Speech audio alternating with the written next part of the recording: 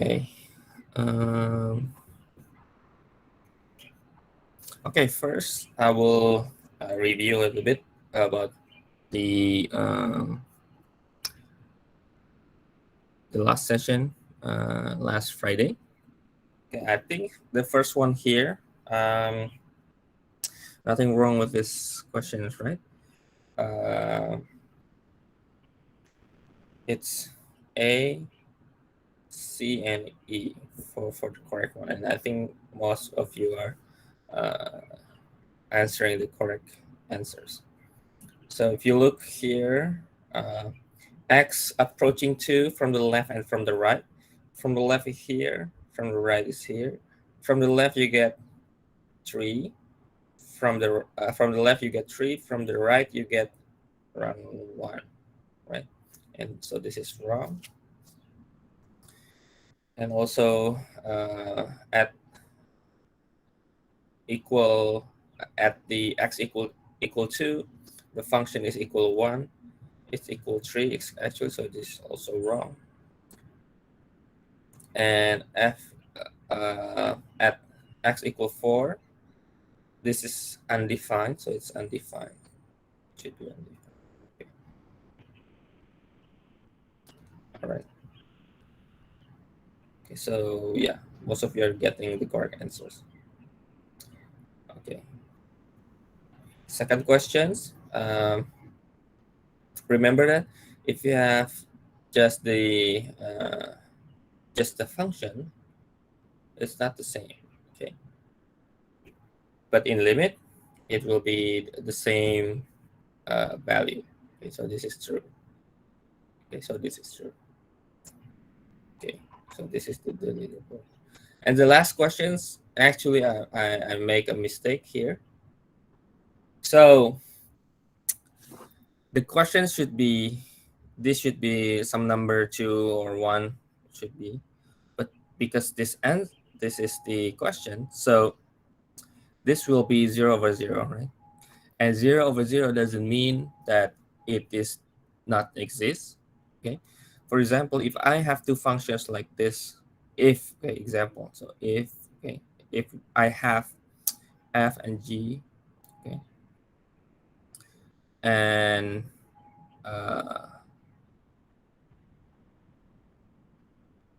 if you calculate the limit as x approaching 5, the f will become 5, and g will be this will be 1, right? From our definition, sine x over x. Okay. So it's false. Okay. So it can be exist. Okay. It can be exist. So it's the actual answer. It will be false, and the leaderboard is changing. So the winner is Jim. So sorry for the Friday class. The Friday class. Okay. So sorry.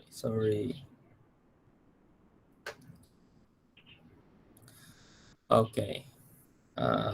Any questions from the last session?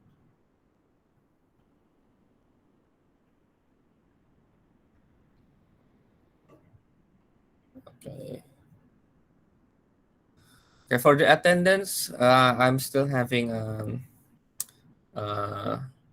error message from the website, so let's go check after we going maybe in the middle of the class.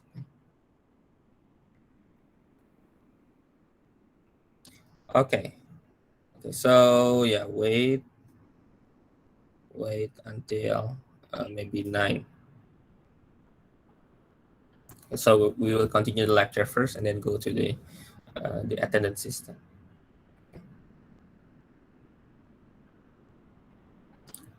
Okay, is there any question from the last session, last Friday? If there is no questions, I will continue.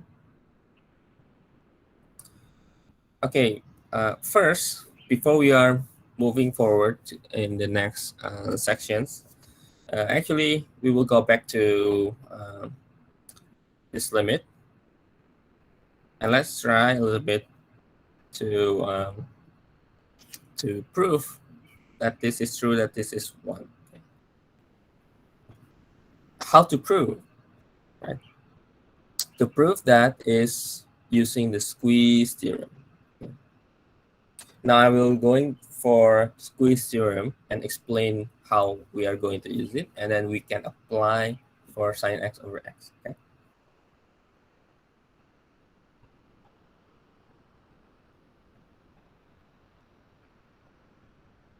Okay, let's start with the theorem first. Okay, let me write. So first, if f of x less equal function g or g of x, okay, when x is near a, except possibly at a, and limits of f and g both exist.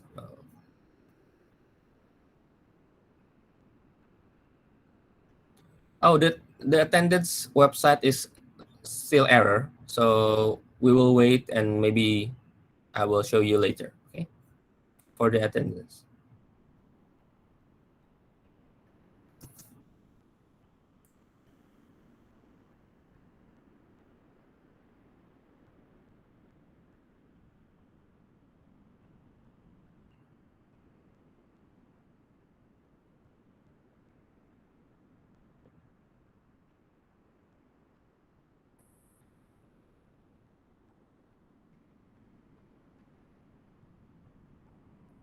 Okay, first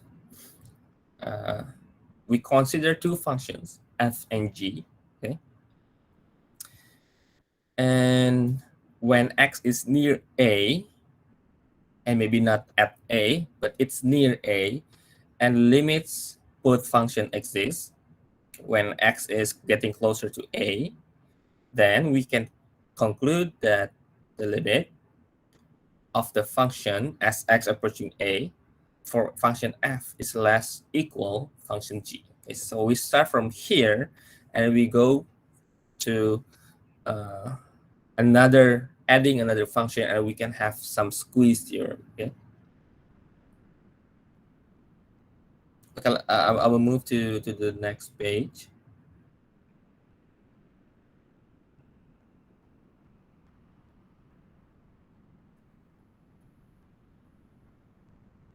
I will draw first to make some illustration on how this is going to be worked.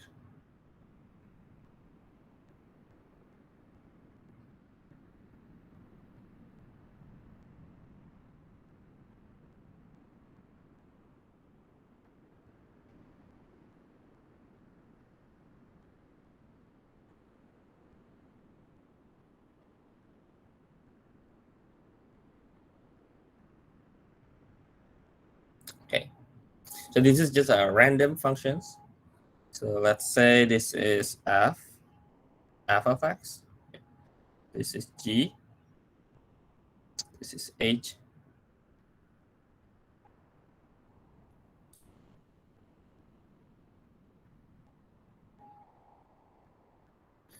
And all these functions, they have a common intersection. One intersection here intersects at x equals some number here. That's x equal a. And it has the same value of limit.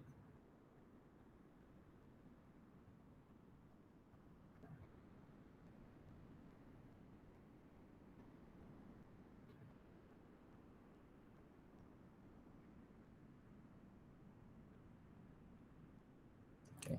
Same value L. Okay.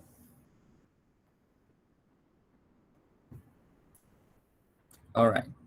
So from these illustrations, okay, we are going to see that H is the first one, the second one is G, the third one is F. And we know that, okay, that f is less equal g, and g is less equal h. Okay.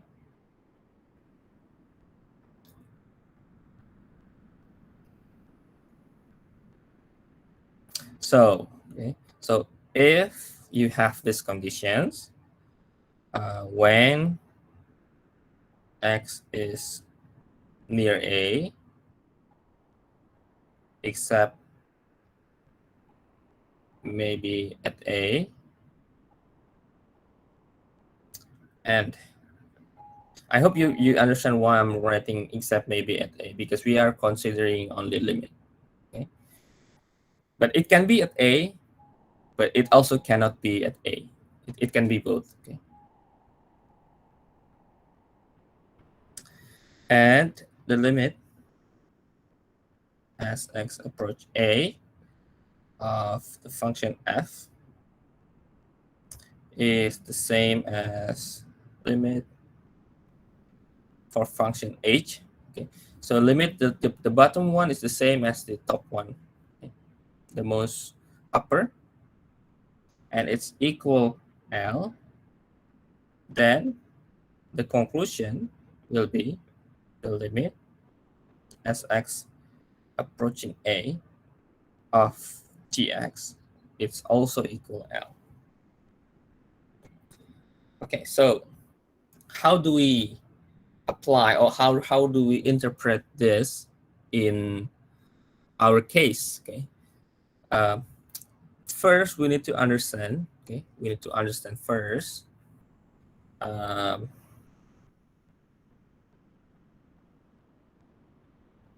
so if you have this condition here, three functions. Okay, three functions. You know the functions at the most upper, and you know the functions at the bottom here, and you want to know what is the value of the limit in the middle. Okay, if you can prove that h and f, the limit result is actually the same, in the conclusion you can actually prove, or actually you can get the same results for your g. Okay. So if you can prove that this is true, it's L, then your limit of g also L. Okay. Okay, let's try to use it for our case, sine x over x.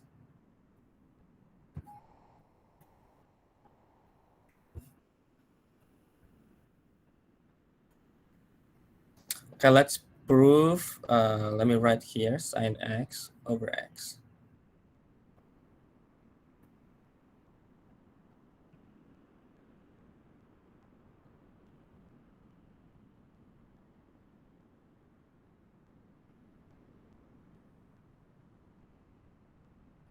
Okay, let me make a circle.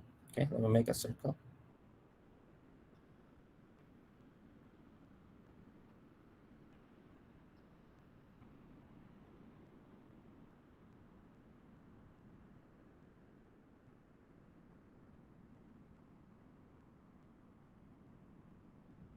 Okay, let me make a triangle.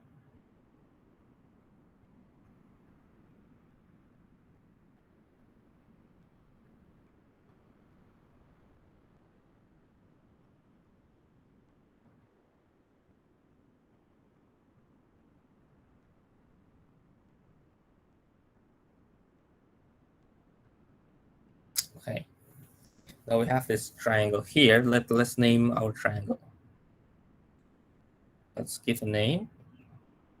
The center one is O. This is A. This is B. And let's make another circle. Oh, sorry, triangle, another triangle.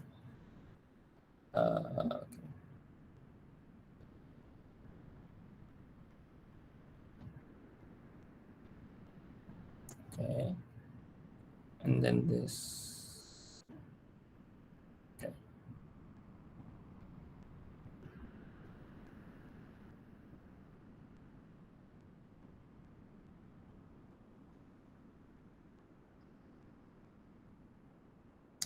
Let's say this is C, D, and E. Okay.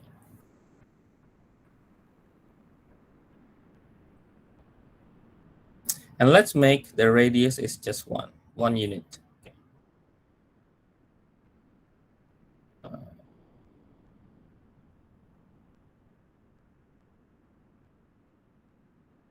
Let's say the radius is 1. And we have the angle theta here. Okay. And let's just assume to make it restricted into acute angle, we can make it the theta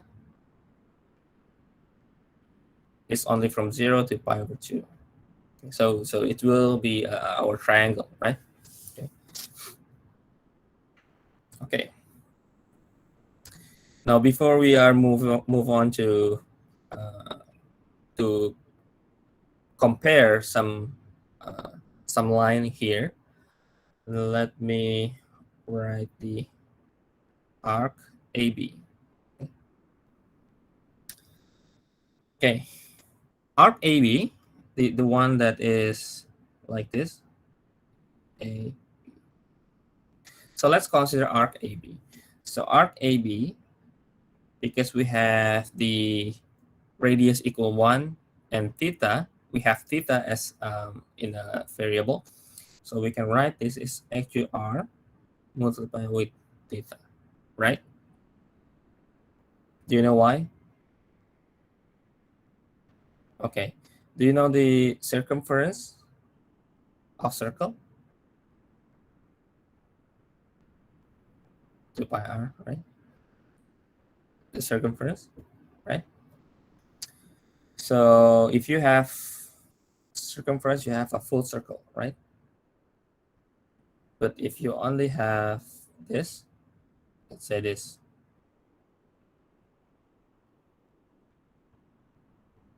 let's say you have theta here, right? The whole circle is 2 pi, right? So theta divided 2 pi. So you get theta r. Okay, this is for arc. So you get for arc AB, you have r theta, which is equal to theta. Because r, we have definition here. Let's make the radius is just 1. Okay, so it will be theta. Okay. Now, okay, let's look at the line BC. Okay, AB, and of course the arc AB we have just previously mentioned. Okay. Let's look BC. Okay, so BC is from here, okay, to here, right? BC. Okay, and then AB, the line AB, or let's make the line AB. Line AB, make the line AB. Or let's just make the line. Okay, more or less like that, line AB. Okay, so BC, AB, and arc AB. Okay, so consider the length. Consider the length. Okay.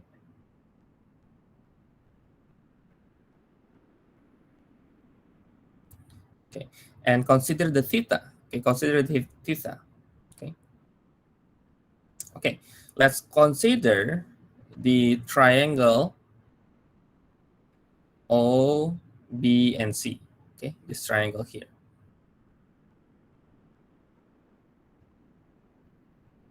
Let me write. Consider, or let me just to look at the triangle here.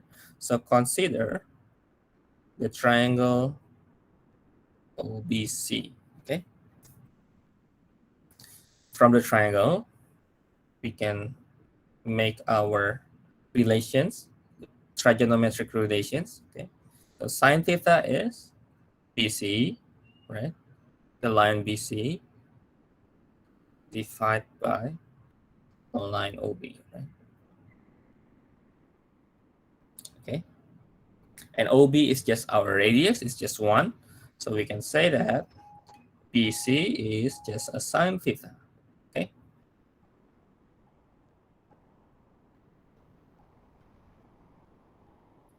Okay.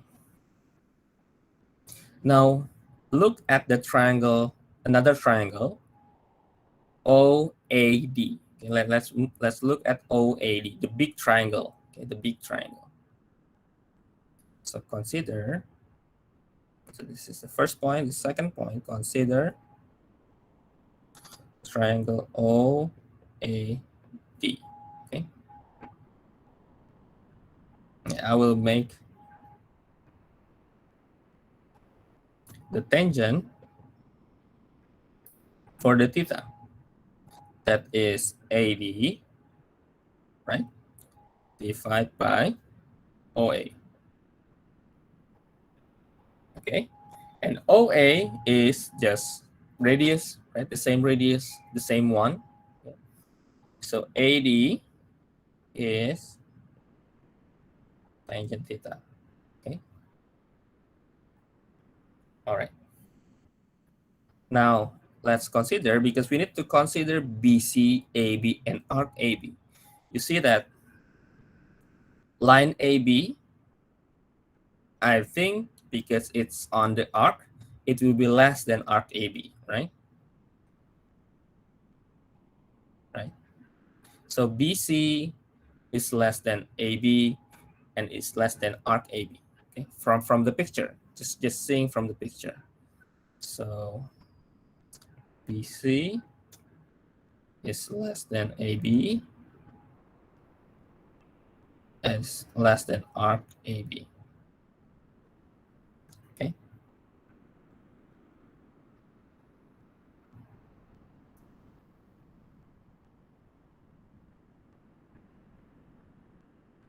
Okay.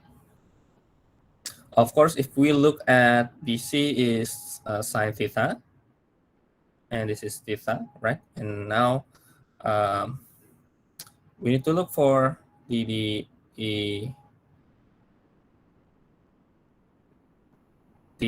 other. If you look here, we have AD, right? Because we already have here AD is tangent theta, and AD is based on two components. Okay, based on two components.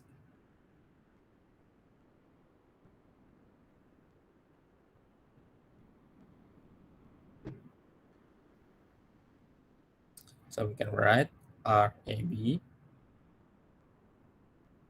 is less than AE plus ED, right? Oh wait, before that, it's EB first. Okay. And arc AB also less than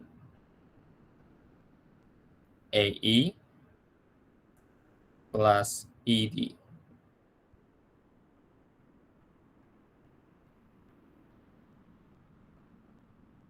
Okay.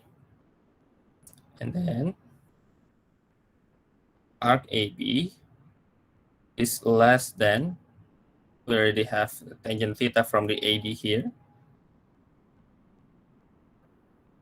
So we can write the theta is less than sine theta over cos theta.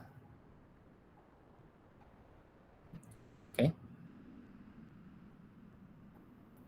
So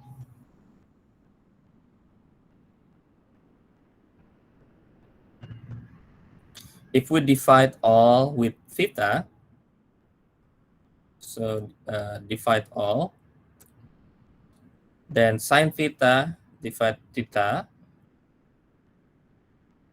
this is less than theta, right? But divide by theta, so it's less than 1, and it's less than cos theta.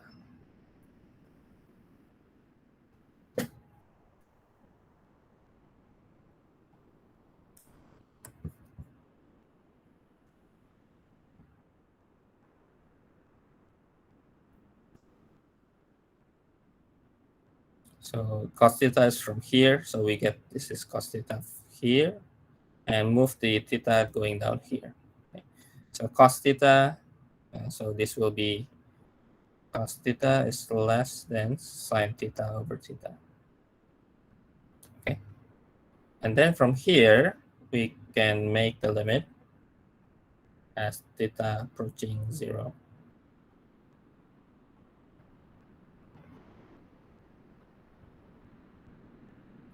Actually, we can say it's also equal. And also, because we know here, this is equal 1, right? And here, this is equal 1 also. It's just a constant. So as a conclusion from the switch theorem or from the squeeze theorem,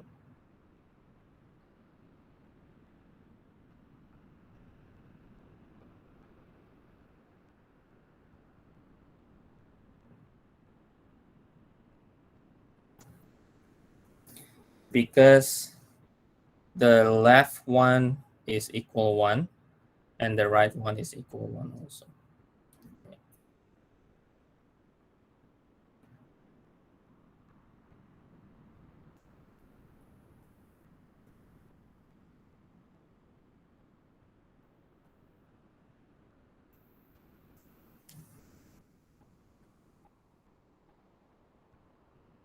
Okay.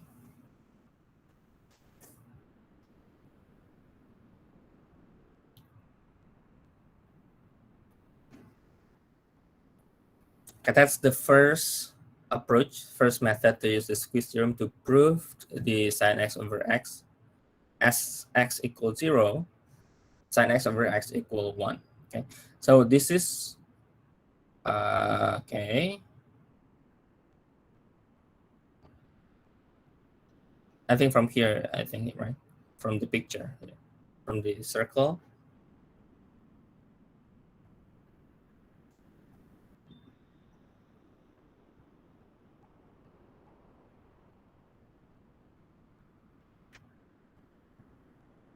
But actually, this method has maybe weakness, but I think that it's not a weakness.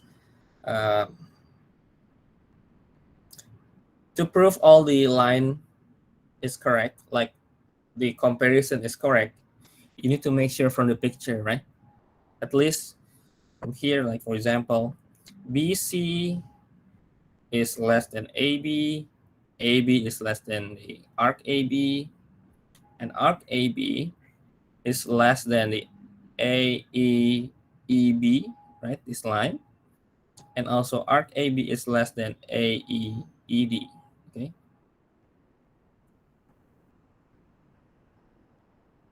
So the weakness is actually we need to really make sure our picture is not, or we need to make sure our picture is really, really clean, really proportional. That's for sure. Okay, if not, then we are then it is very difficult to make this conclusion here. This inequality is difficult to make if our picture is not clean enough. So there's a second method to look for this circle and the triangle, which is just to use the area, and that's I think the most preferable one, I think. Okay, let me copy the picture first.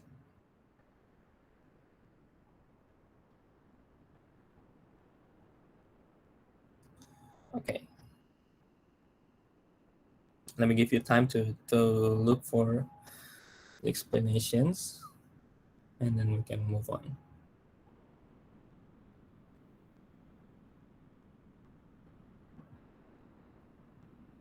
Okay, so the first method is just to compare the distance, okay, the line, okay, the line AB, line arc AB, and then the AD. Okay. Okay, second method is using the area. So let's move to next slide here. Okay, same picture. Okay, now let me write the area of triangle. Okay. The area of triangle in general is just half times base times height, right?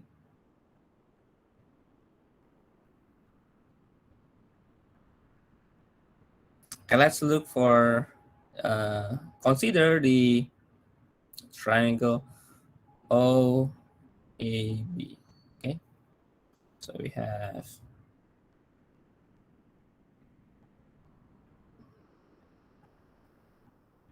okay,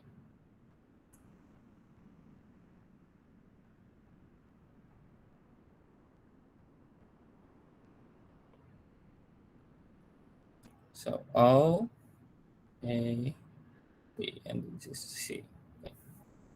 And we have a theta here. Okay. And then we also have, okay, I think we have to make it a little bit closer here.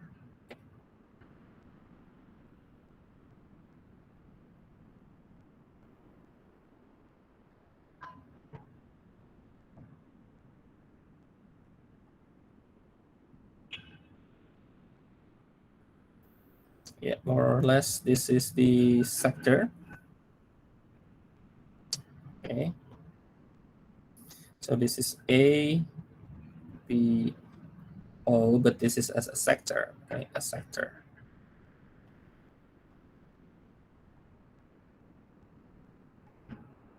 This is theta. This is a sector. Move a little bit down here. All right, this is a sector OAB. Okay. And we look for the biggest triangle here is OAD. So let's draw OAD.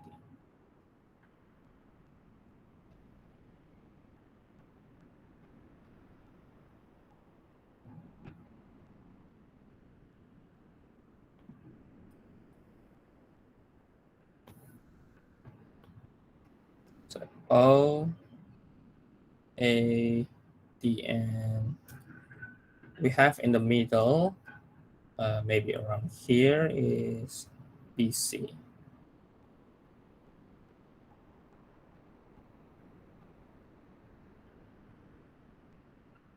This is actually OAB like that. Okay.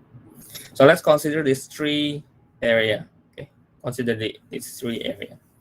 First, okay, first, the triangle OAB. Okay. If you look here, the area will be OA times BC and times half. Right?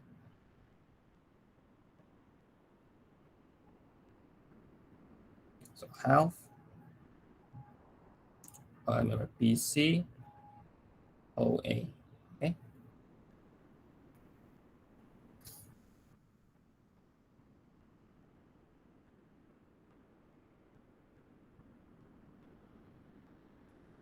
And we know that, okay, we know that the sine theta is BC over OB. And OB is as radius is equal 1. So BC is sine theta, right? So the triangle, the area will be half sine theta. Okay, agree, right? So OA is also the radius, right? So it's just half BC or half sine theta. That's the first triangle, the OAB. Okay, OAB. Okay.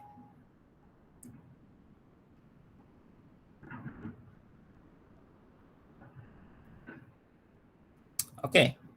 The second area is the sector OAB. Okay.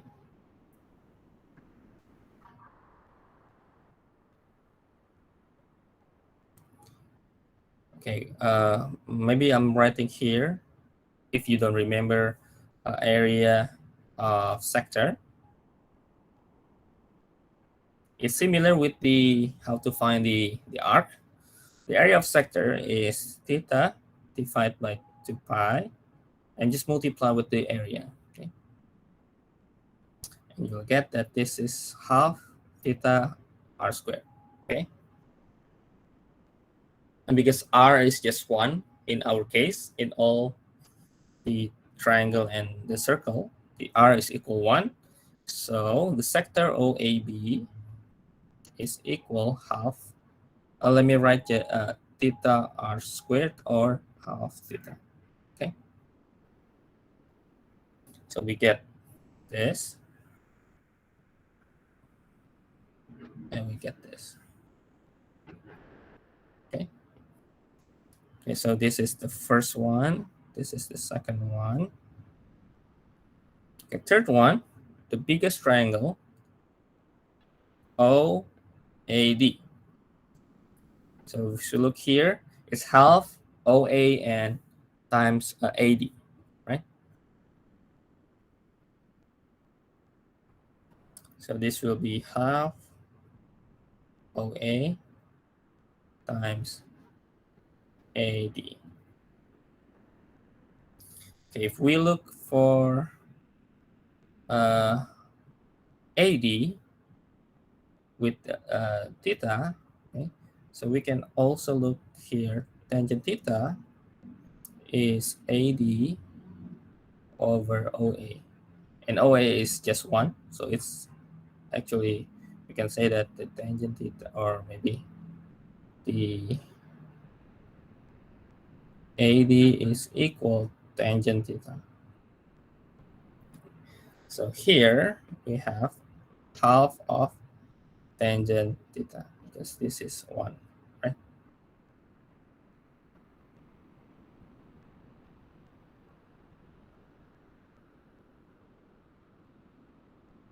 So we have this. So we have all these three, okay? Okay, now look for the, how big is it, right? So of course, from the calculations, the sine theta, theta, and tangent theta, we can conclude that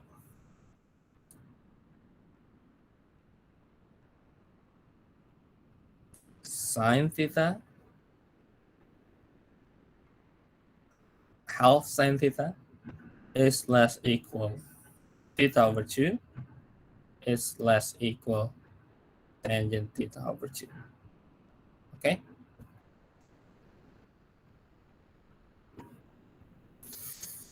And to make sure that this is in terms of from 0 to pi over 2, let me just make, to make sure that this is all positive, okay?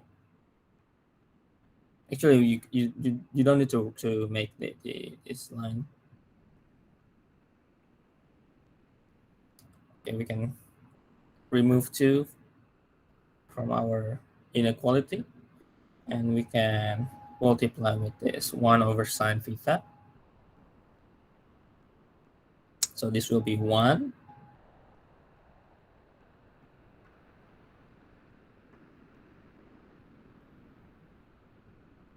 And tangent theta divided by sine will be 1 over cos theta, right?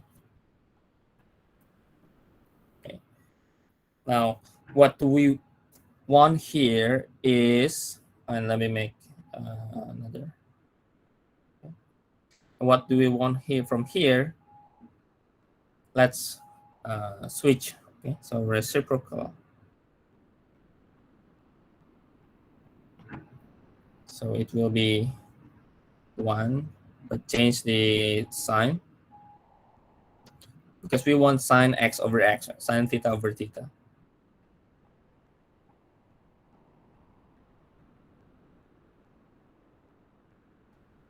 Okay. And then let's evaluate the limit.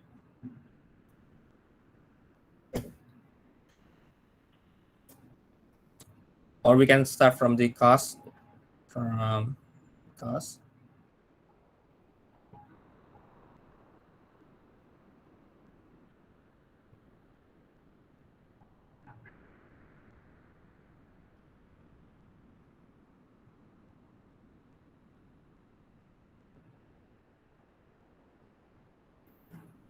and this will be equaling 1, right?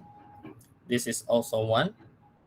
So by the squeeze theorem, we can write here, by the squeeze theorem,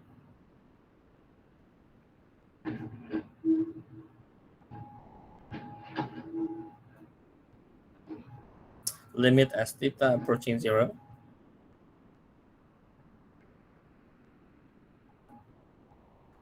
for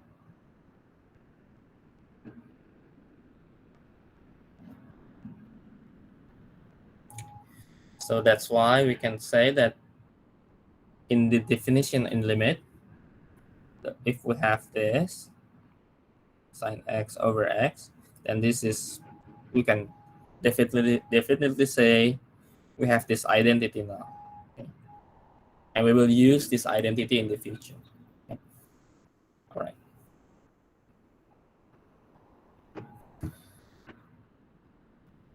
Okay, any questions? Any questions? No questions? I think the second one here is, I think, better than the first one. It's easy to prove that the area is larger or is smaller, okay, and compare with the others. Compare with the first method, the line. Okay, I think the area is better.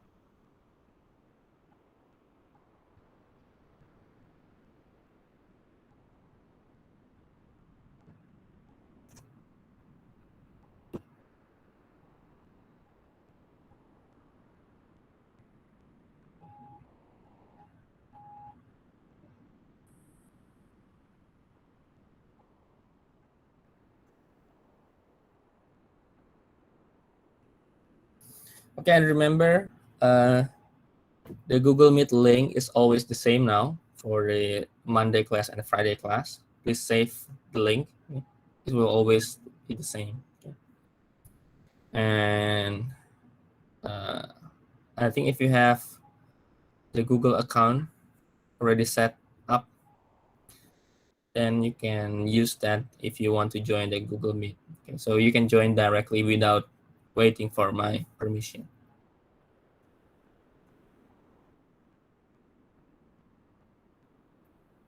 Okay, any questions from here, from the squeeze theorem?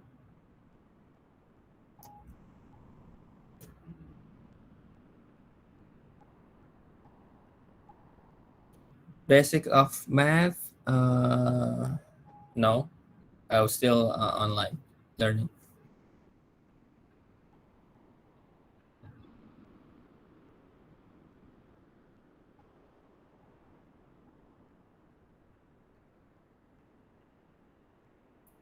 Okay, any questions from here? Okay, let me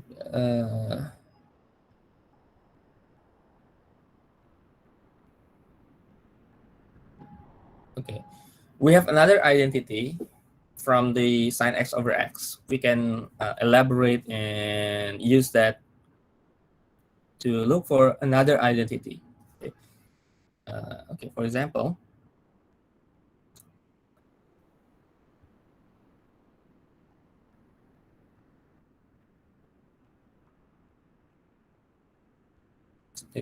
that we have 1 minus cosine x over x, and then you need to find the limit as x approaching 0.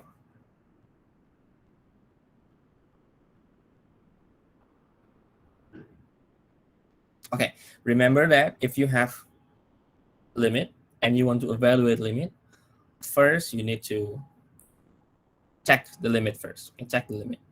Check the direct substitutions. So going here, it's 0 over 0, right? Remember, if you have 0 over 0, then you need to think some method to at least to simplify the looks of the limit. Okay. Okay. First thing we can try to, because it's a rational functions, we can try to find using rationalize, right? And by doing that, we can also think, because it has trigonometry here, we can say that we can look for some trigonometric identity that may be helpful for this case. Okay, so let's try to rationalize,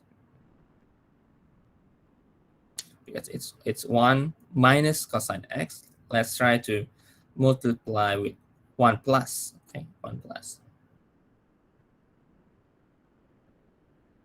because if we multiply this, we can have trigonometric identity 1 minus cosine squared, right? At least we can have this, and it's just actually a helpful one, right?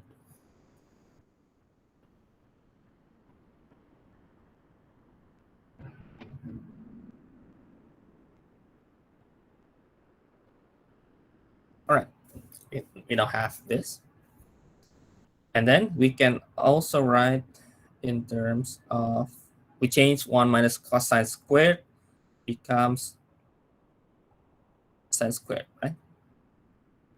So this is sine squared, and we have x 1 plus cos x. Okay, now I'm directly evaluating this. Okay, but remember, sometimes it is a different functions, right? Like for example, the case that I already give you, but because this is limit, and we know that if we evaluate limit, those will be the same, right? Those function will be the same. Okay, so I will directly using this. Okay, okay. Now, let me write here. So limit as x approaching 0. Okay, let me write in separations. Okay, let me write sine x over x like that, and the limit x approaching 0 of sine x over 1 plus cos x. So we'll separate sine squared, become each one's half sine, okay, using the limit law, right? Okay, we know this from definition, this is 1, okay, and this will be 0 over 2, which means this is 0. So 0 multiplied by 1, it's 0. So we can conclude that this is 0. Or we can write the whole thing, limit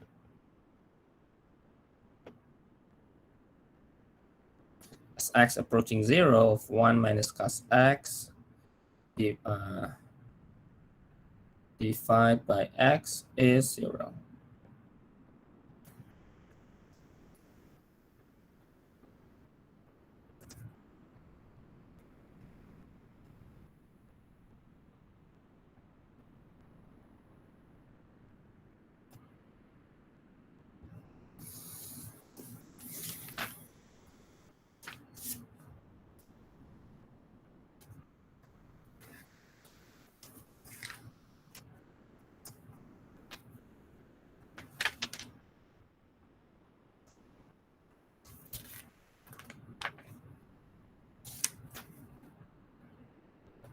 All stream from here.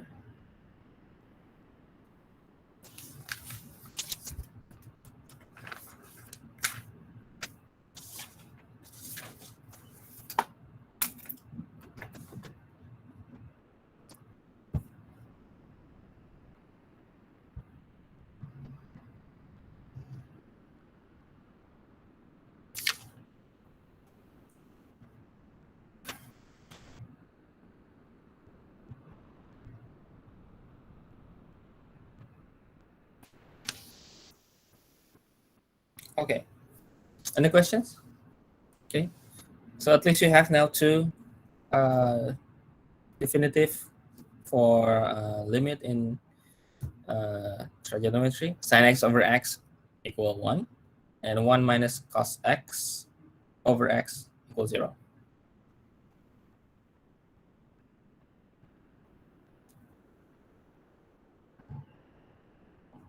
Okay, let me give you time for writing.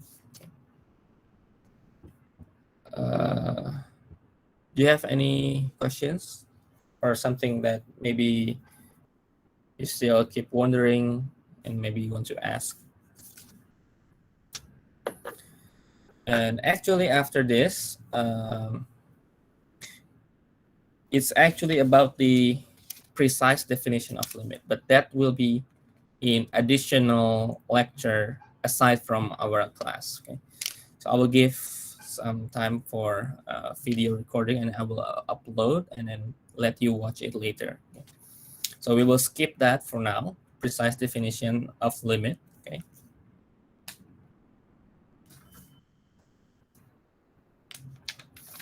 Because what we have learned actually, that is, we say that is intuitive definition. Okay, intuitive definition of limit. It's not precise and as in mathematics, okay? Because mathematics they need to be precise. Yeah, let me check the attendance. I'm not sure. The server is always saying error, so I think all the server for the. I checked another one aside from the attendance. I think for course it's okay. For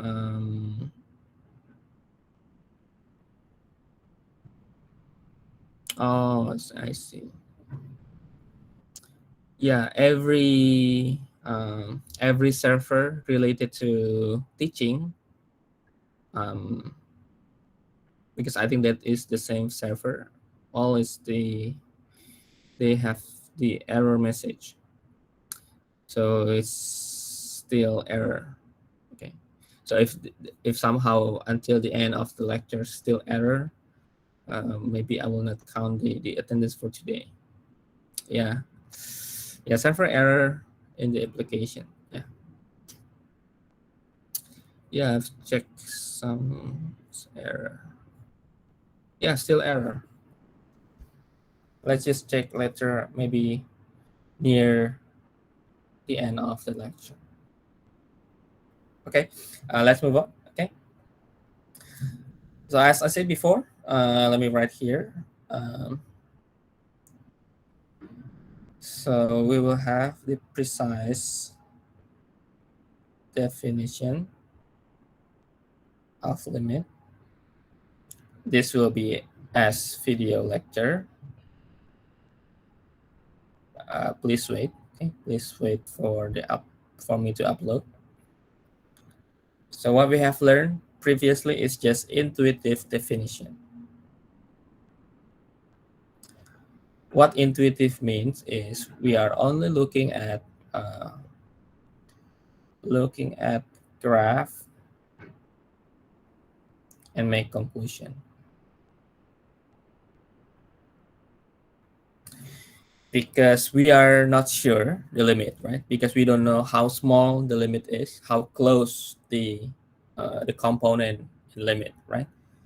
But in precise definition, we need to exactly say how precise, how accurate the number is.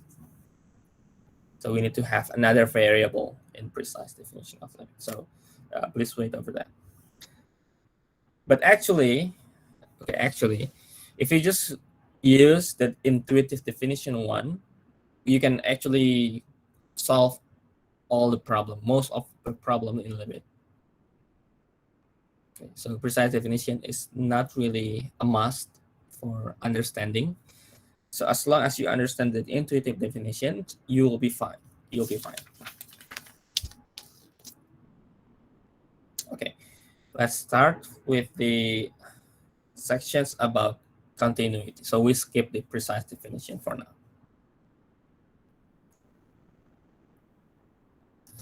Okay, continuity.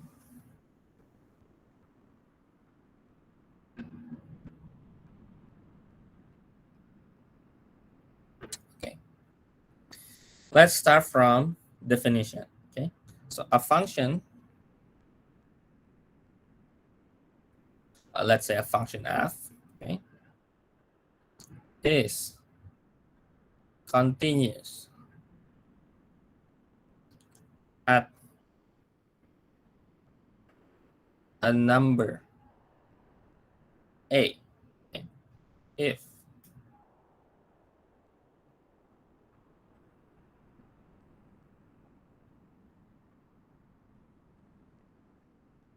okay. Now to have a continuous, you need to have the limit itself should be equal with when you plug in at a.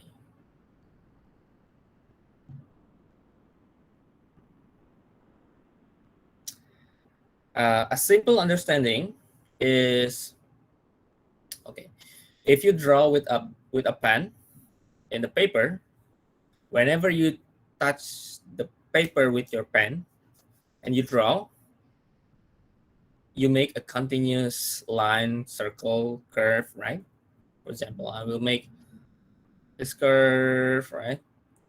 Without any stopping, I will say from the start I'm drawing until the finished one, I make a continuous line, right? A continuous curve, right? Okay, exact. But okay, but if I make a line and then I take away the pen, maybe a line, and then take away the pen and continue the line, I will have a hole here, right? So whenever you have a paper, pen, you draw, and when you put away your pen, that will be a discontinuity, right? Okay, I think that will be a very easy thing to understand what this continuous means. Okay, okay, from that perspective, we will have several point or several discontinuity that we will going to have some explanations now. Okay, okay. So let's draw functions. Let's draw functions.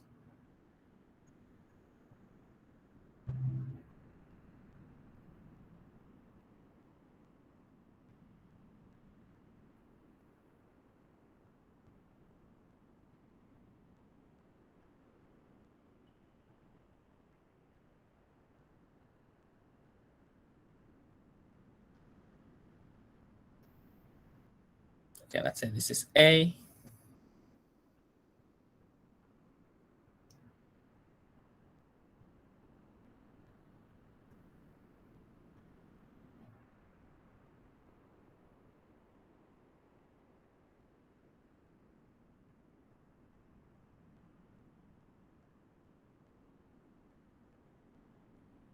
And this is f of A.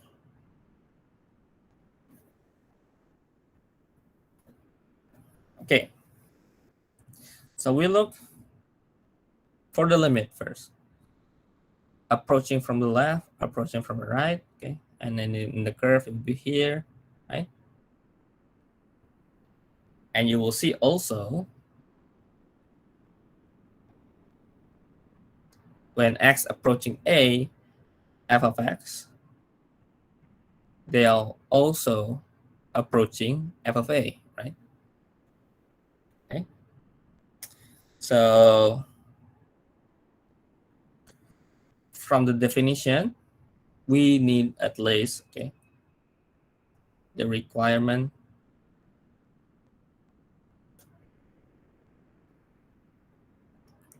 first, f of A need to be defined, right? So if you have like there's a hole and then there is another number here, this will be wrong. This will be discontinuous, right? So f of A need to be defined. And the limit should be axis.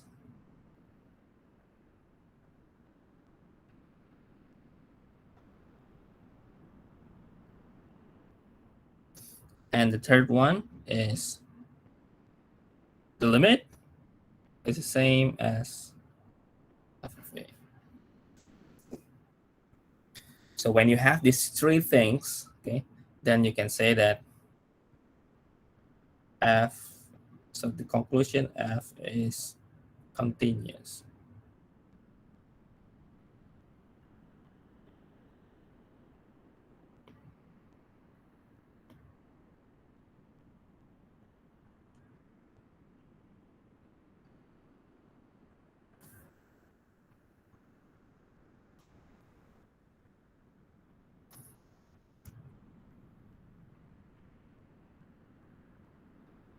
Okay.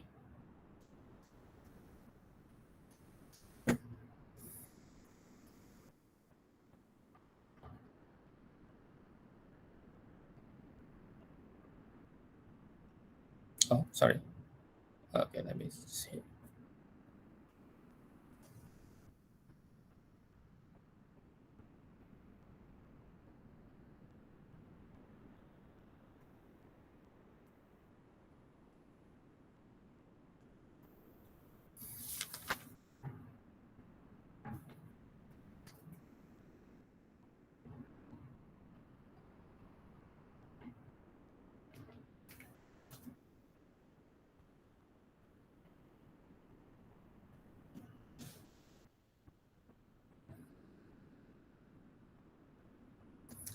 All right.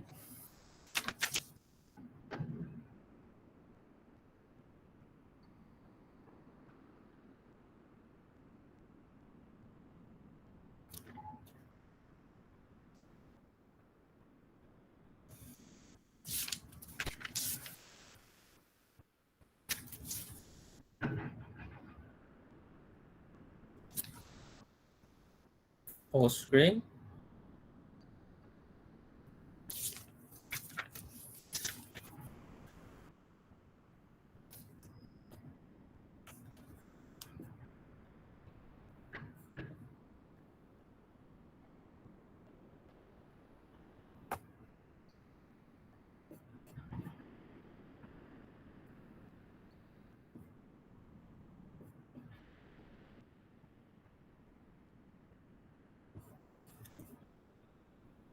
Okay.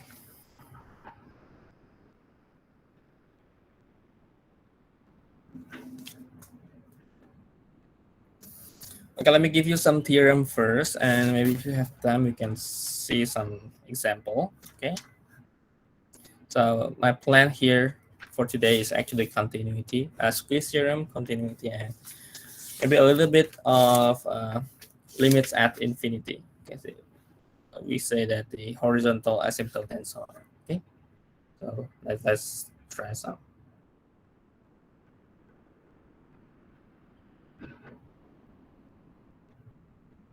Okay.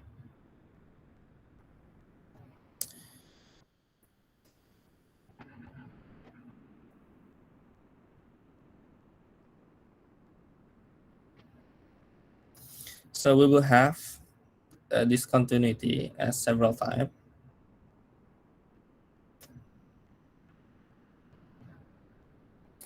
First is we called removable discontinuity.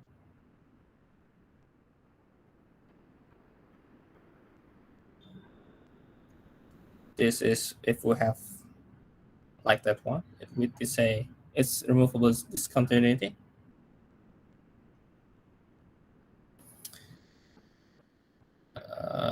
Second one is if we have infinite discontinuity. For example, if we have like that, and we have the asymptote here, right? But at the asymptote is actually the discontinuity, right? Because the line is right? It's breaking. And we have jump discontinuity.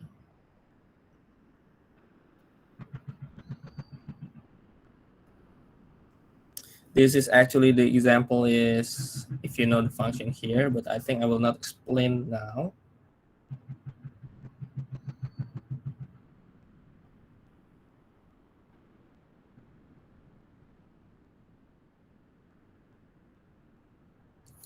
This means the bracket means you need to put the integer.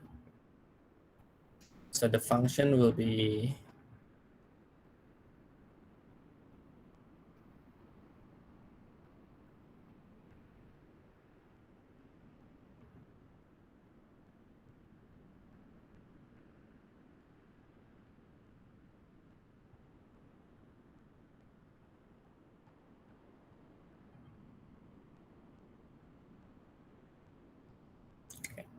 and we have more and more.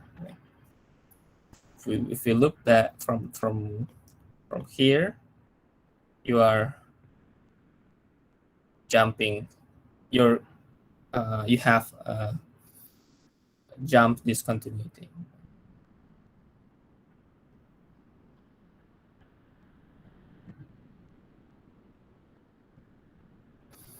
So jumping from one value to other value. Okay. So it's not continuous.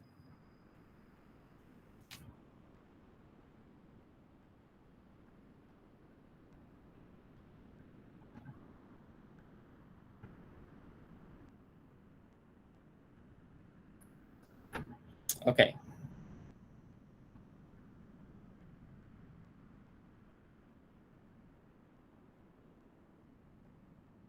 Discontinuity, and another theorem and definition. Maybe I will break through all the theorem that is important for you, because I think not all theorem are really important. Okay, okay, definition. A function f is continuous from the right at number a if it's actually similar with left hand and right hand limit, but now we are looking at continuity. So should be equal with the function itself at a. Okay? And same idea if you have from the left at number a if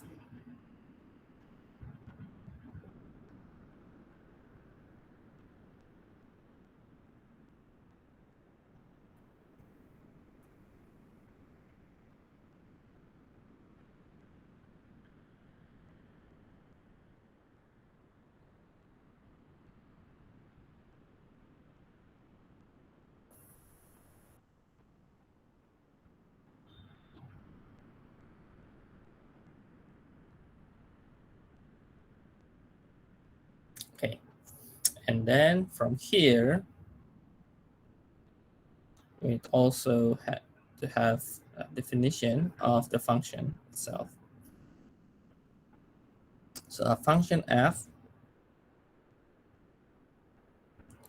is continuous on an interval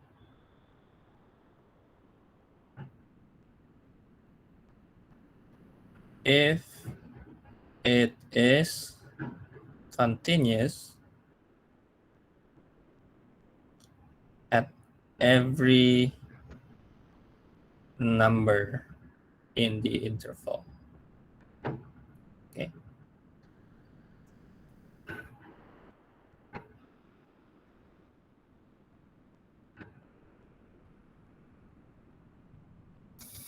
So meaning from each endpoint and every interval, the function need to be continuous.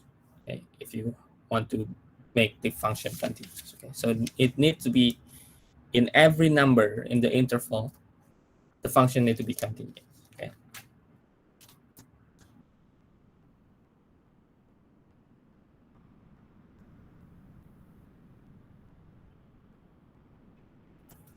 Okay, and also another theorem that I think is not too complicated. If f and g continuous at a and c is constant. then all of this will be continuous. So first is f plus g, f minus g, multiply with the constant, f and g multiply, and then f over g, and g a is not 0.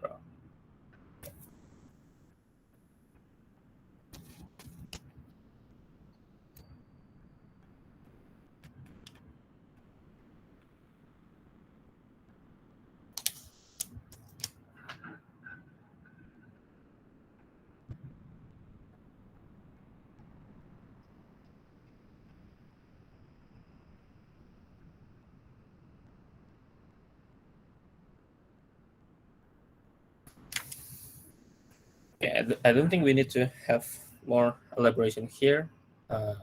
Let's just continue first, and then maybe after we finish like a whole section here, maybe we can have some examples.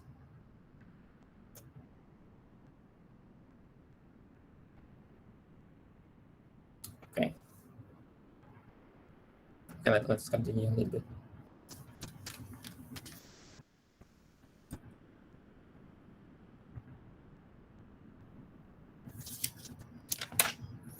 Okay, I'm skipping some theorem that I think that it's not really need as explanations. Let me write the important one for you. So if f is continuous at b, okay, and limit as x approach a of gx, okay, equal b, okay,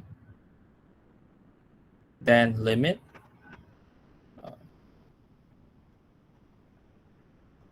as x approach a of f, and then we change the a to gx to gx. This is equal f of b. Or we can also say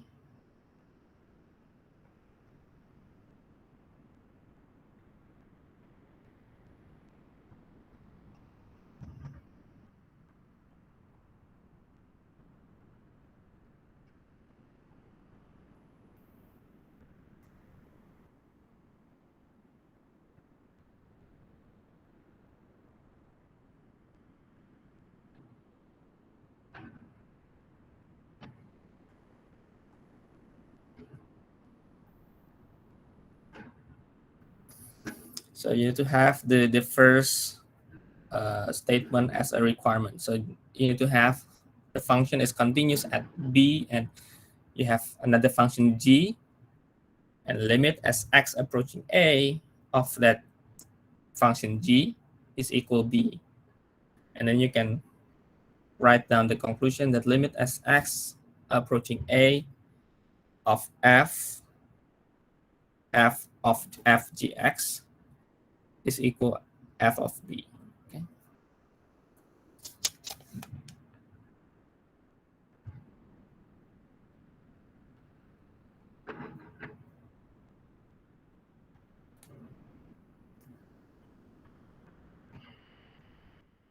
Then because we already look for the composite, we also have a theorem for the composite. Okay. So if g is continuous at a and f is continuous at g of a, then composite f of g given by f of g of x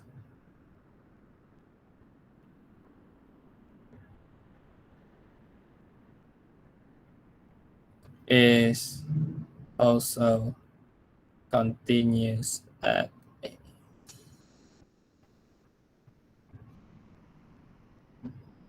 And remember that if you have these terms here, if you forget that this is mean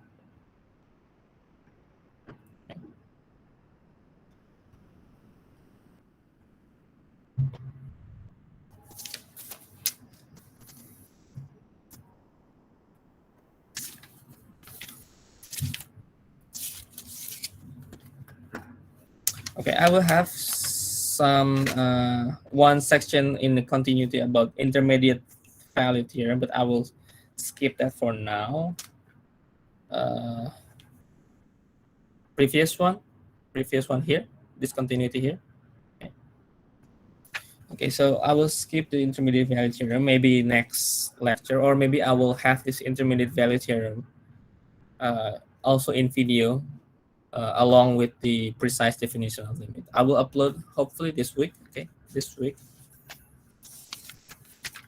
Because today I will go for all continuity and then limit, the next section, limits at infinity, the horizontal asymptote.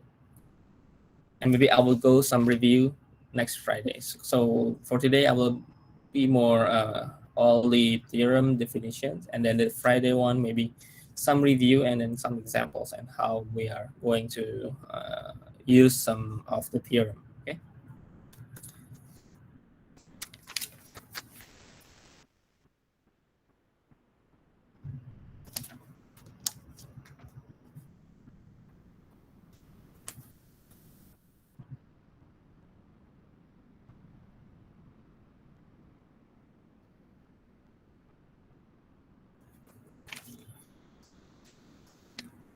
Okay. Okay, let's continue.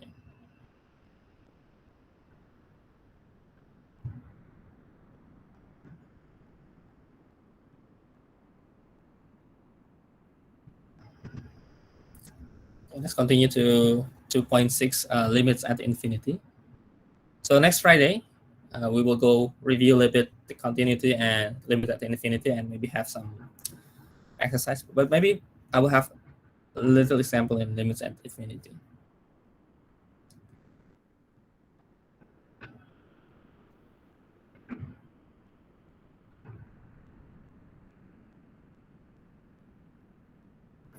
Or horizontal asymptote. Okay. Okay. Before last week, we have infinite limit, right? So before is infinite limit. And now is limits at infinity. And it's not the same. Okay, it's not the same. It's not the same.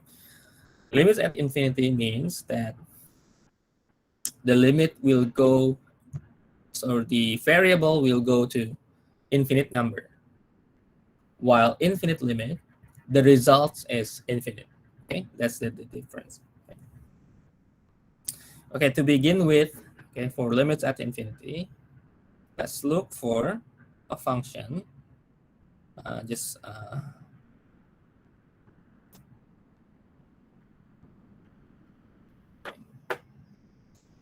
All right, let's see the picture first. Let me use the GeoGebra.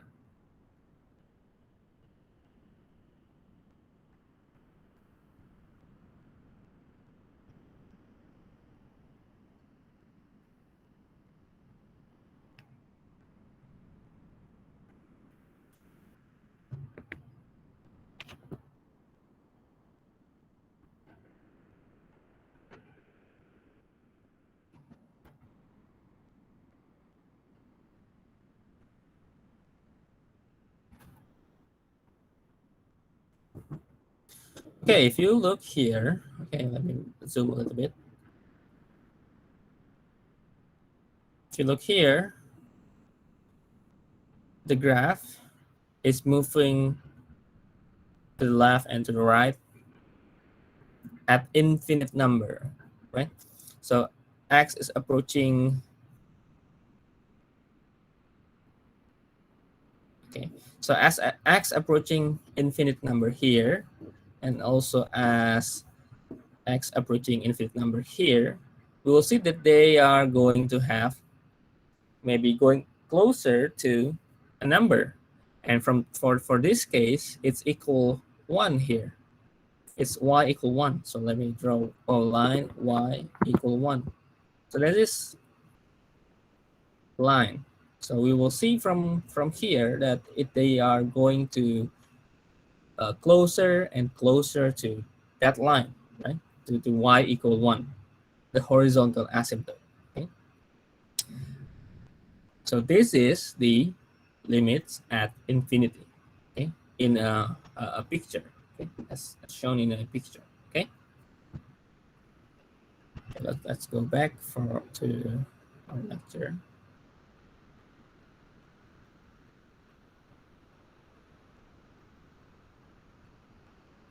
All right. Now, if you look the functions here, and maybe we can take some value, okay, and make some intuitions or definition, intuitive definition. So let's say we have from 0, which is -1, and then we have plus minus 1, okay, and probably it has 0 also, and because it's 0 over a positive value, and plus minus 2, maybe it's around 0.6, and maybe let's add more and more large number in positive and negative, because it's the same result because it's squared, right? So let's say we have plus minus 100. It's around this.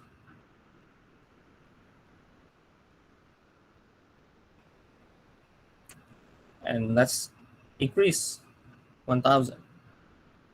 It's getting closer to, so it's getting f of x is getting closer to 1, right? And because we already know the term's limit, and we already used that limit to approach some number before, so we can also say that as limit as x approaching infinity of our function here, we can say that this is equal 1. Okay. Okay. Now, intuitively, we can write this as our definition. Okay, so intuitive definition.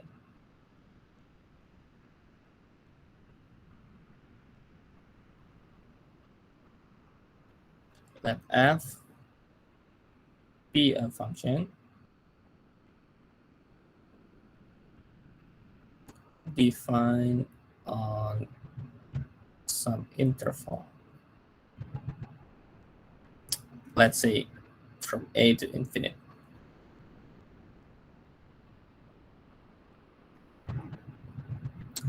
Then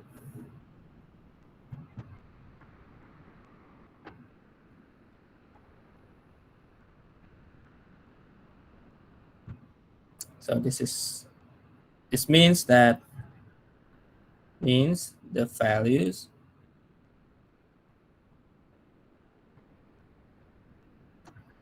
can be made larger uh, closer to L by requiring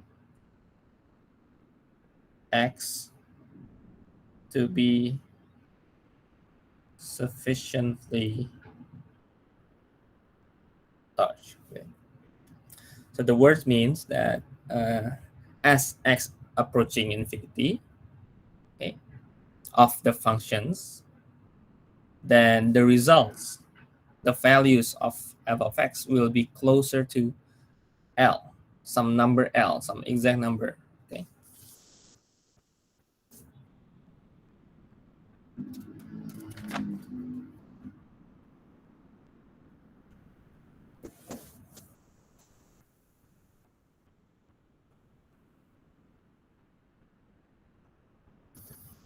Okay, there is a second definition. Okay, second definition.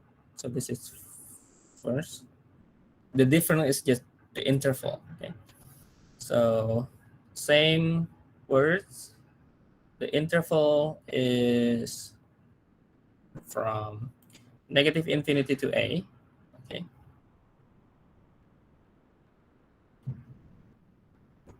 and then we have limit as x approaching negative infinity of the f. This will be also L.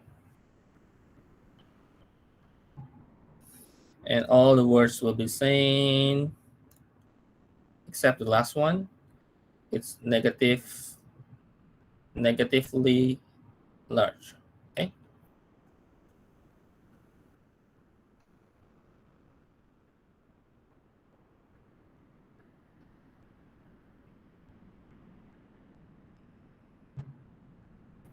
Okay. In previous infinity, the infinite limit, we have a vertical asymptote, right? Now, in this section, we have horizontal asymptote. Okay. Let me write some picture for you. Some illustrations for the infinite for the limits at infinity. Okay.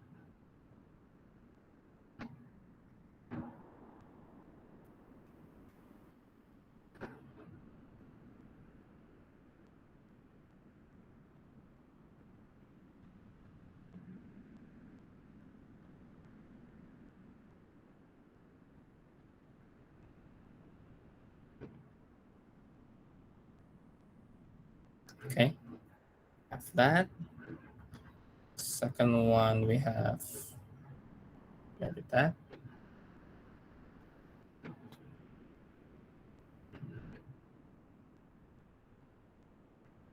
Okay. The third one maybe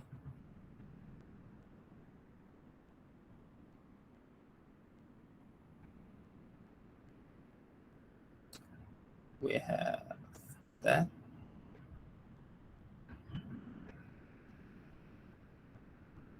So it's going up and down, but actually it's getting closer to a certain point.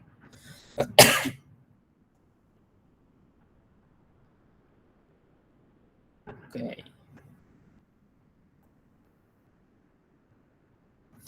And we all have the asymptote here, the asymptote line, the horizontal asymptote. Okay.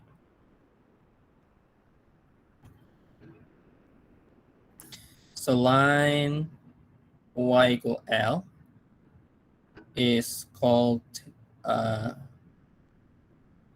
horizontal asymptote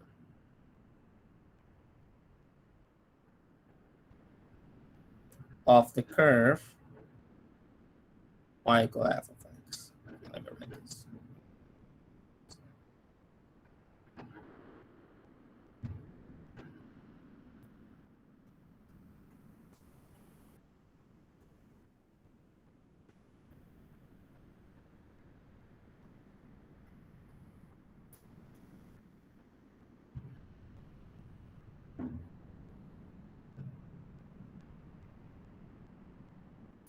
Okay, another example is y equal tangent inverse x.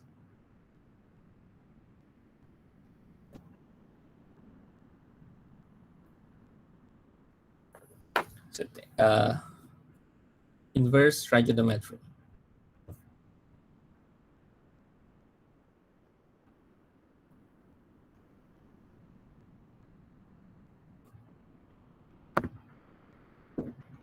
Okay, let me share my.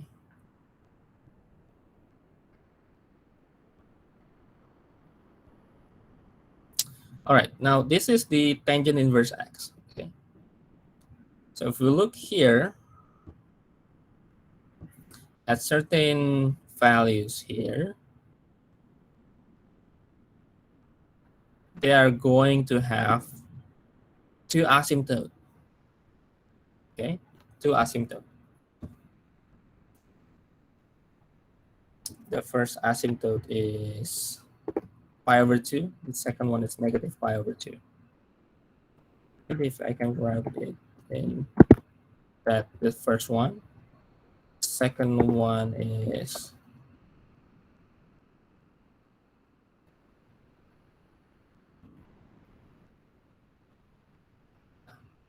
here. So of course that is correct, right? Because at tangent pi over 2 and negative pi over 2, they both are infinity, right? Okay.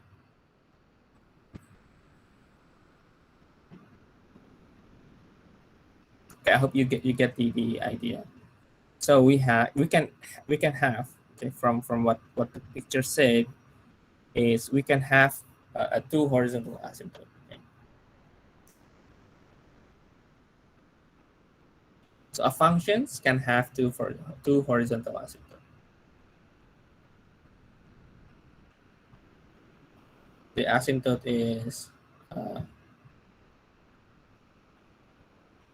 yeah, pi over 2 and pi over 2.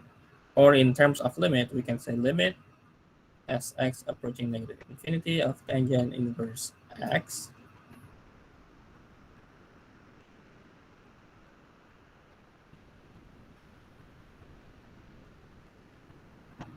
And notice that we only look at the negative pi over 2 until pi over 2, the interval. You know, the tangent, it has like that, right? So we only isolate one curve. Okay.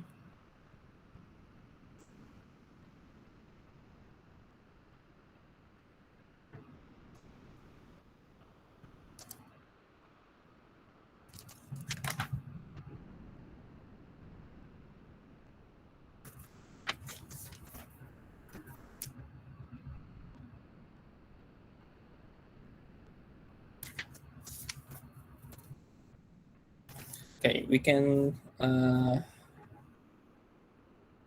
move to another one. Okay, so I think for several example for continuity and then the limits at infinity, I will also make another review next Friday. Okay, so I will show you mostly for today is the important one and then some definitions.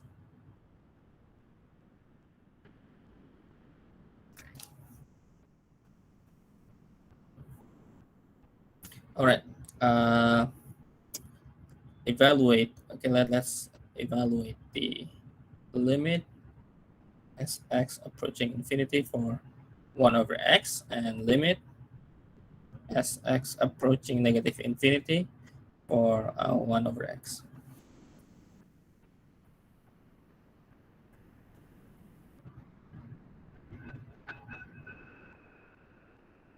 Okay, if we try some number, okay, we try, we make x is large enough,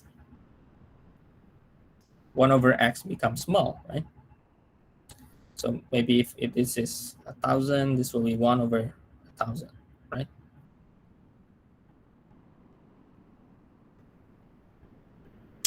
So if we make getting closer and closer, we will have like 0.0000, and from this case, and I think you can also draw that in the in the GeoGebra. I think it would be easier to draw here.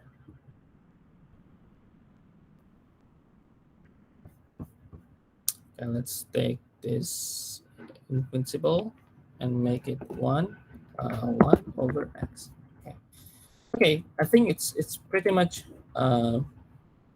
shown here that when it is getting larger, when x is getting larger, it's getting an infinity, and it's getting smaller, negatively large to the left. Okay. They are they are all going to have a horizontal asymptote. Right? They also have the vertical asymptote, but we will see the horizontal one for now. So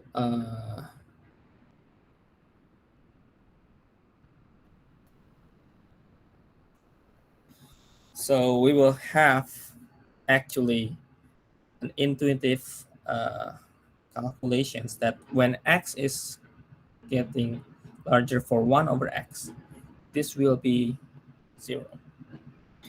And also same thing when you have negatively large, this will be also 0.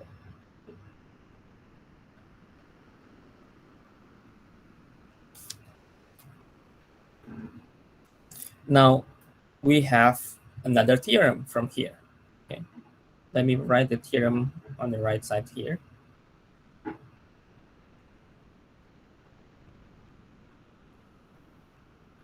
Okay, if let's say r is larger than 0, let's say it's a rational number,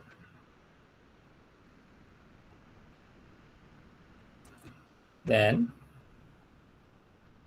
we have the limit as x approaching infinity of 1 over x, 1 over x with the power of r. Now this is 0, and if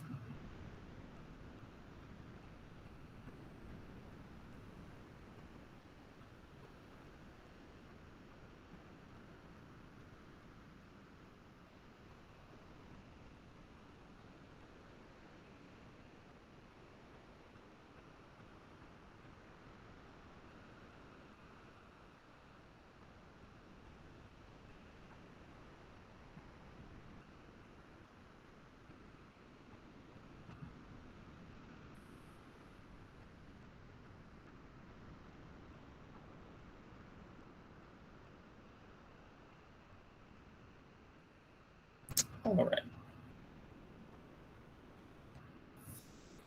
Now this will be useful, okay, for this 1 over x, and you have the degree of power. We can simplify several rational and polynomial functions.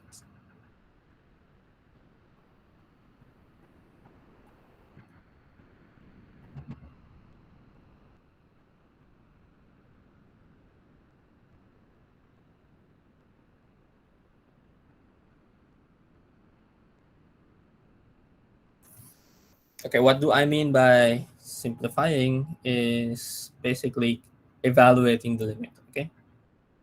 So, okay.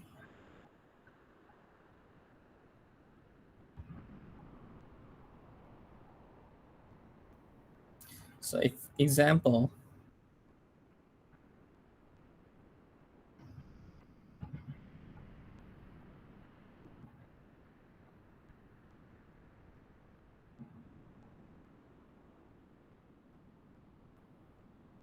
so you have a rational functions with a polynomial on both denominator and numerator.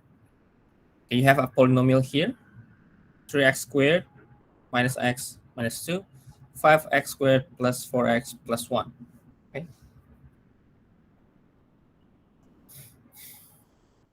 By looking at the degree of power, the largest power is 2, right? Squared, x squared, right? Both have x squared.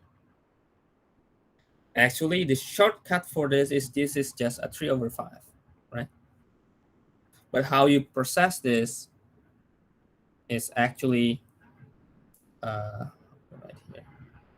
So let me write x going infinity, and then 3x squared minus x minus 2 divided by x squared. This is also divided by x squared. So you will have limit 3 minus 1 over x minus 2 over x squared, 5 plus 4 over x plus. All right. And then by limit law, you can calculate both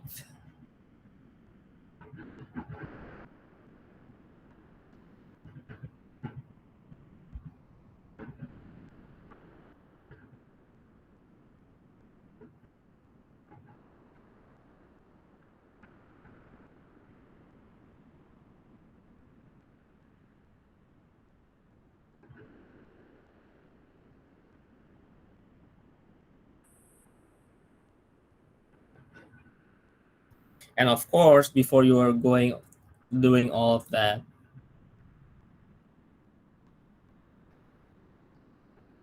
we need to make sure that all this are correct. Okay. So this will be 0, 0, 0, and 0. So we can simply say that this is equal to 3/5. Okay.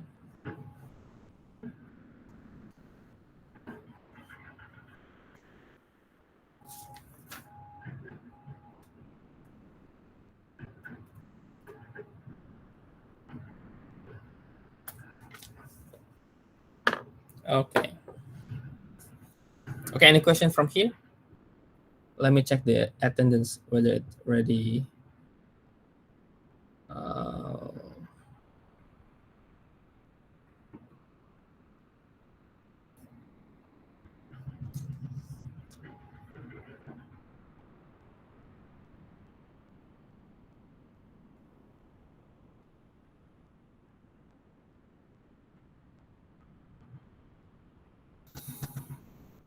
Yeah, the server still has a problem for the attendance, so I think, yeah, we cannot use the roll call.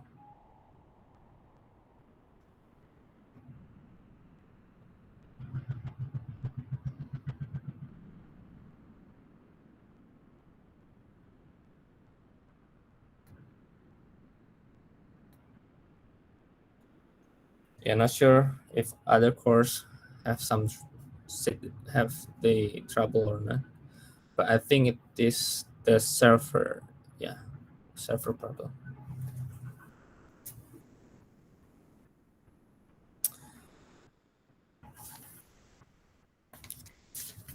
Okay, so for the precise definition of limit, please wait for the video. Also, I think I will also adding. I think I will add some functions section that I skipped from the early class, because I think most of you already understand, but I think I will just skip in my video so you can have some review and maybe to remember maybe something that you maybe forget in high school. Okay. Okay. Actually, I have some. Oh, any questions? Any questions? Oh, yeah. This Friday. I mean, this Friday. So, any questions? Any questions?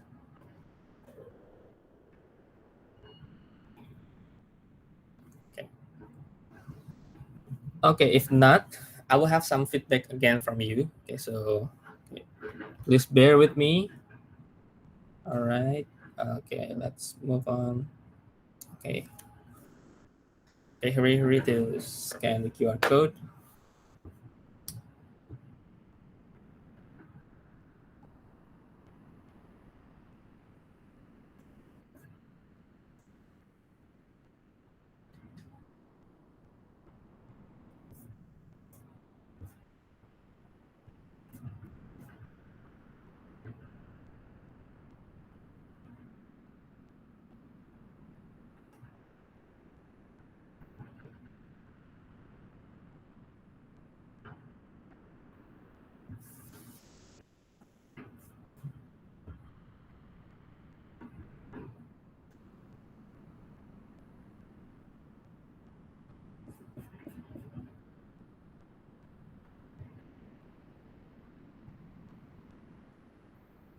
Okay. Can you join the with the QR code?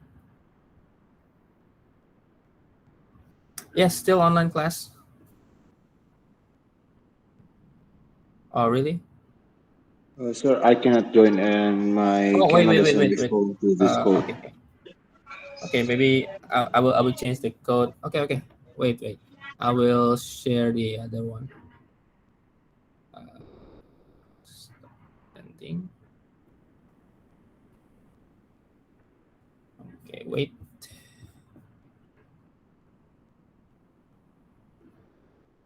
So we will still have online course. Okay. Until the end of the semester, all will online lecture. I think this will be, I think this is the correct one. Yeah.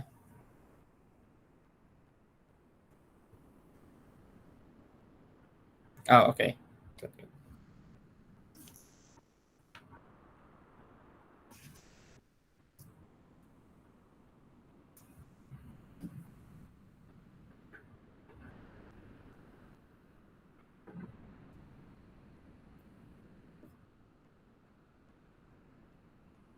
Okay, I will wait for some time.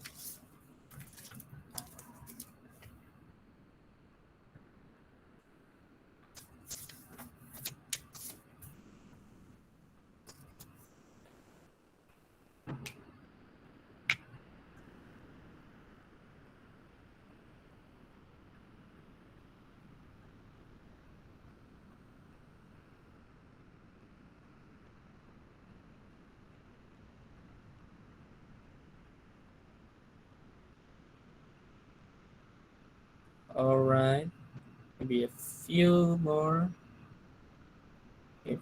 students. Okay, I'll wait in 10, 9.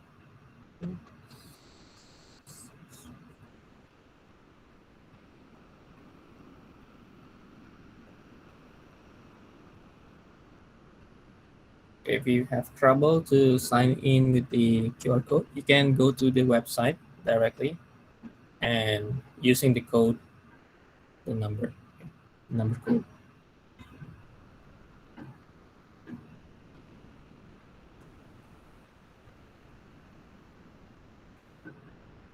Okay, I will start.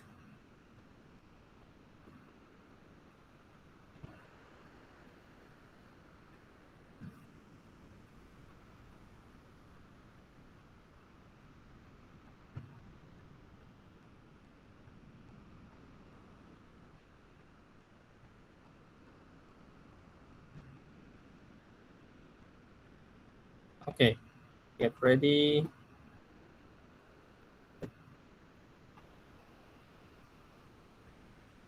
Okay, look at the graph.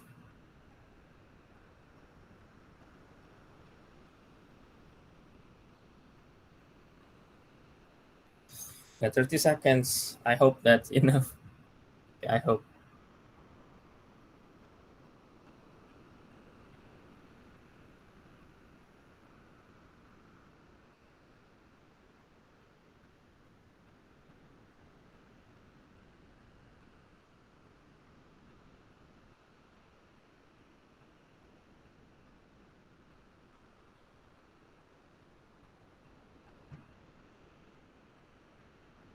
Okay, good, good.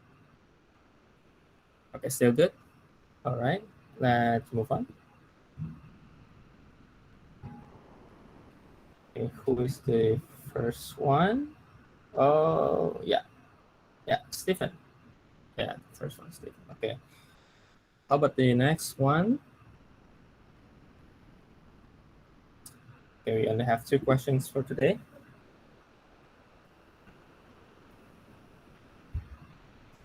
Is it true or false?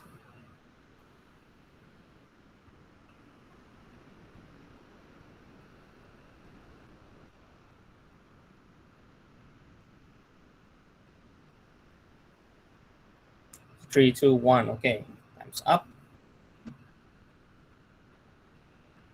Okay, good. All right. Who is the fastest one?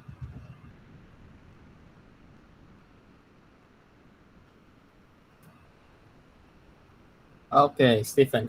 Okay, congratulations, Stephen. Okay, you win the game. All right.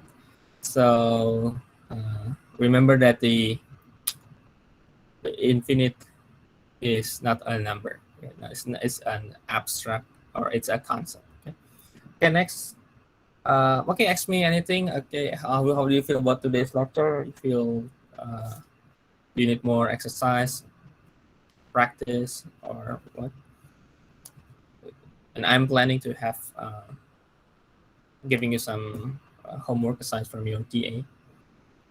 So Yeah, anything you can write. Maybe you have some suggestions, or maybe asking any questions like which part you have trouble, like maybe you have difficulty to understand the maybe the last week class, or maybe the early class you feel difficult, maybe some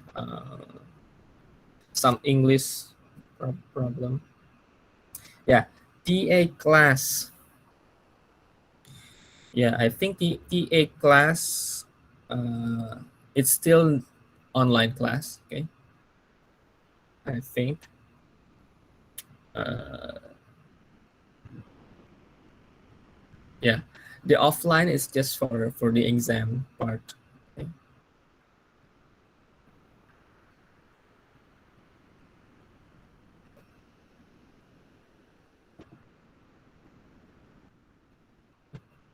The second question in the test. Okay, okay. I will explain in Friday. Okay, before we start the chapters.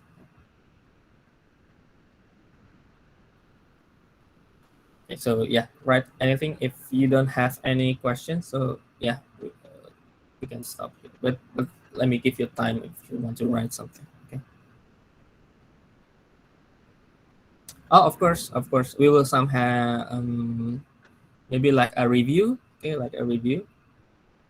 But I think I will also give your TA some uh, yeah, maybe from the exam, or maybe from the quiz from last year, or maybe last 2 years,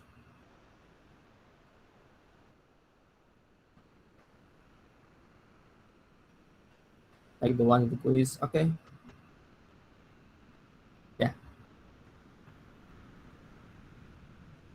yeah. I think on Friday I will be focusing more on the exercise, okay, for Friday. And also maybe your TA also give you some exercise, and then I will continue that.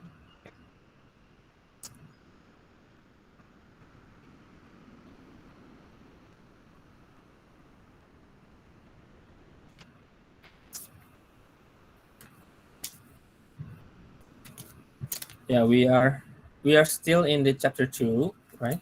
uh, and maybe in about maybe 2 weeks, maybe 1.5, yeah, maybe 3 more lectures, and we will be in chapter 3.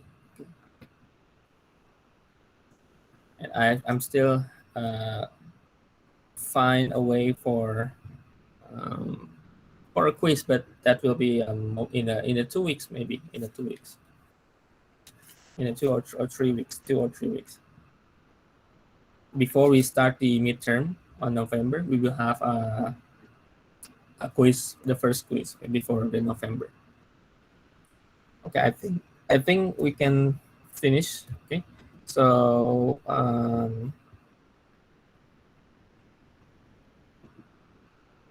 yeah, let's stay safe, keep on living, keep on dreaming. Okay, so yeah, so hopefully you get some information from me, okay, for today's class, and we can see you later in Friday class. And don't forget to join TA class tomorrow, and we will still have online lectures, okay, for the whole semester, because our class is quite large, right? So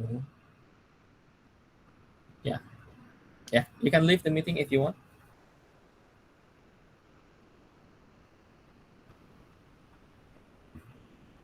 and please join oh the composition function. Oh, all right, all right. But I think I will review that on Friday. Is that okay, Stephen? Is it okay, Stephen, for the composition part? I will review on Friday. Okay. Okay. See you on Friday.